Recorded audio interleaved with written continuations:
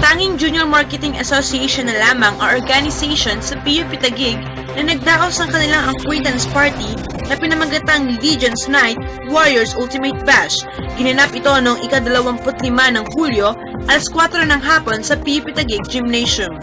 Ayon kay Noah Giray, pinagandaan namin siya. Parang thrice a week, lagi namin pinaghahandaan yung mga props. Yung pakulo doon is yung JMA Pabilis, which is dalawang lalaki every year na magpaportray as a girl. lubos na nag-enjoy ang JMA community kung saan nagpasaklaban ang kani-kanilang representative sa JMA Beauty. Nagbigay din ng intermission number ang bawat section kung saan nakihataw din ang game na si Professor Bernadette Canlas. Sa kabuuan ay naging matagumpay ang Legion's Party kung saan itinanghal na panalo sa JMA Beauty si Adrian Constantino mula sa MM31. Ito sa Idol Pauline, nag-uulat.